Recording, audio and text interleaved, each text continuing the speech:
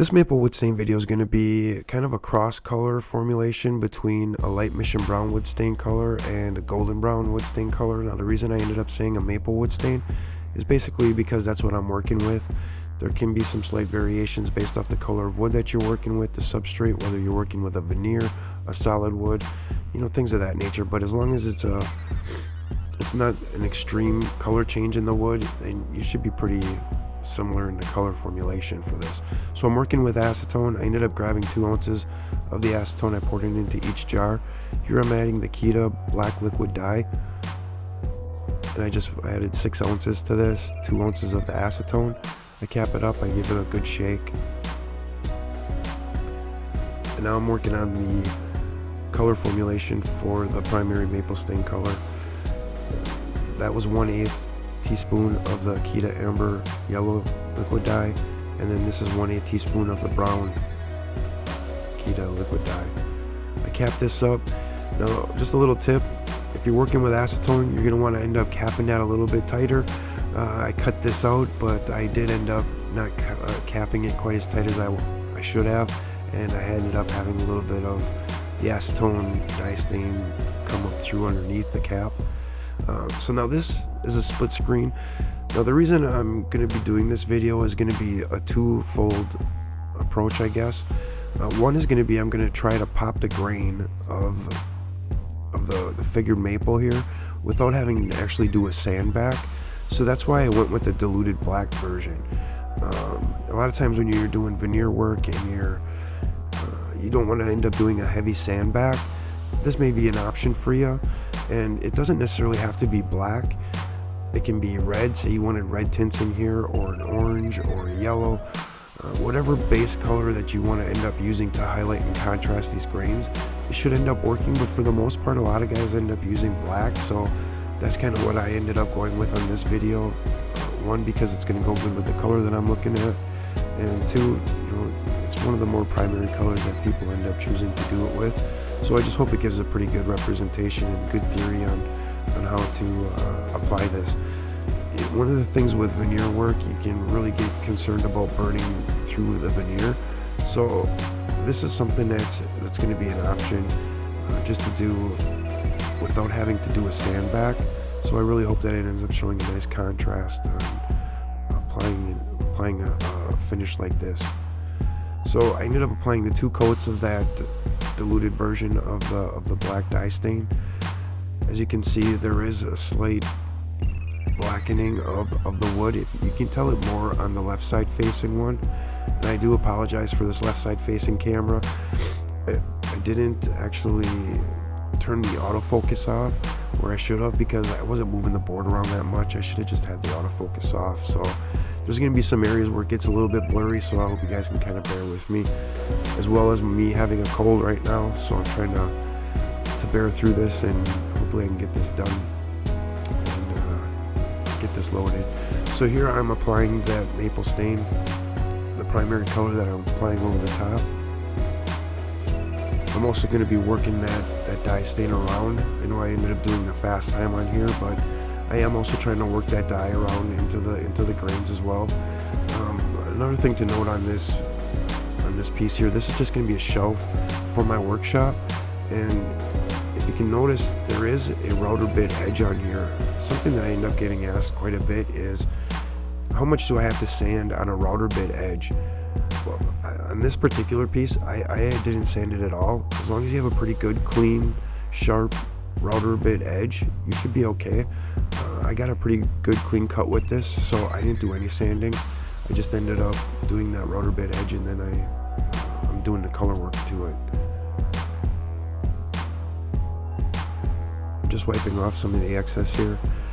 Now the sealer, I'm going to also be doing a little something different. This is going to be a different type of sealer as well.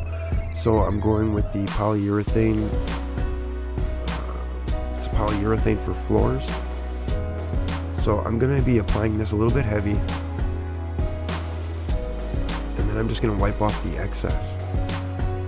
For this particular piece, I don't really need a heavier seal coat. So that's kind of the reason why I'm doing this. Not only just to show it on the video, just to show another finishing option for the sealing portion of it. and I'm going to be doing a second coat on this after as well.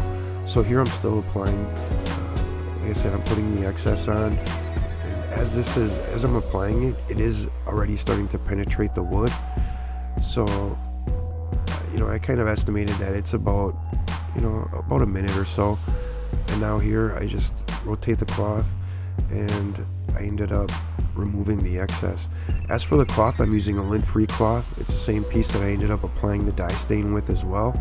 It's just some rags that I ended up getting online, but the material is very similar to just like an old cotton t-shirt, an undershirt that you'd wear underneath like a dress shirt or something. Just a white t-shirt. They work really good for lint-free finishing. I wouldn't say free, I'll say reduced lint. Every once in a while there'll be a little bit of lint on there, but it's very, very minimal, and you really got to be working it hard. So this is the first coat, and this is what it ended up turning out. I could have probably just left it right here, and I could have been done right here. This is where I was talking about with the autofocus kind of going crazy on me here. But anyways, I could have probably just left it here, but I wanted to just put a second coat on. Almost all the time, anything that I do, I typically will put a second coat on.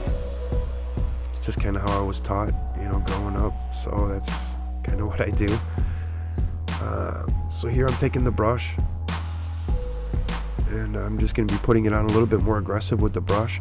This still is the polyurethane floor sealer. As for the second coating, some guys swear by not doing it with dyes, and some guys do. To me, I think that you get a little more contrast in the deep grains if you end up doing the second coat. And the dye can only penetrate and absorb into the wood so much on the first coat. It's just kind of my theory and my opinion on it. If you're not going to go with the second coat, then you may want to go with a little more aggressive sanding.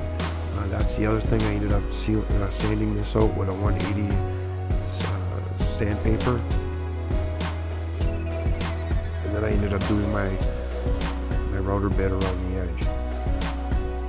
So that's another option. You can go with, say, like a 150 grit if you just want to do a one-time application. Otherwise, you can go, I'm going to say probably another 5 drops of each, the yellow and the brown. Probably get a pretty similar color result. So this is with that second coat that was applied a little bit more aggressively with the brush, and then again I just wiped off that excess, and it shows some contrast into that grain without having to do the sand back. If you wanted a more heavier kind of contrast to really pop the grains, you may want to go with a little bit heavier of a mix. But I'm hoping that it's going to be an option that you guys can end up seeing, that hopefully it sparks some ideas for you guys, and just gives another wood finishing tool for your wood finishing toolbox. So here I'm just showing the finished results on this, and this is the side view. That other one was just the top view. This is a secondary camera, and this is the one that I have some problems with the autofocus. But the depth on here is pretty good, and it shows the color pretty decently. Again, this is the top view.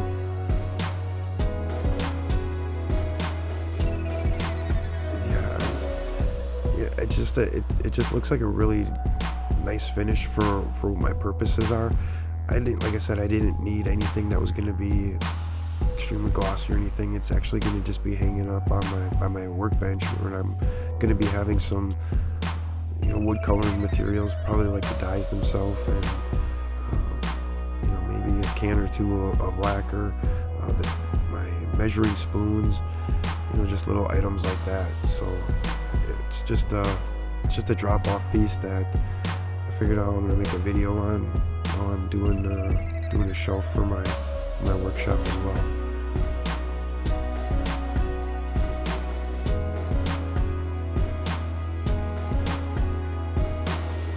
But you can also see that there are some areas where there's still the contrast, where you have the lighter and darker areas without the sanding on it. So you know, I really hope that this is something that you guys end up, you know, taking something away from. And you know, the edge, I should have probably hit that edge a little bit more. You know, with the, I don't think I went quite as much with the second coat around the edge work. Could have probably did that and worked the dye around a little bit longer. You know, with the acetone, and it evaporates pretty fast, and it drives so deep into the wood so fast. I should have worked it around a little bit more, especially around on those edges. But anyways, I really hope that you guys appreciate it, and it gives you guys some ideas. Thanks for watching. I really do appreciate it.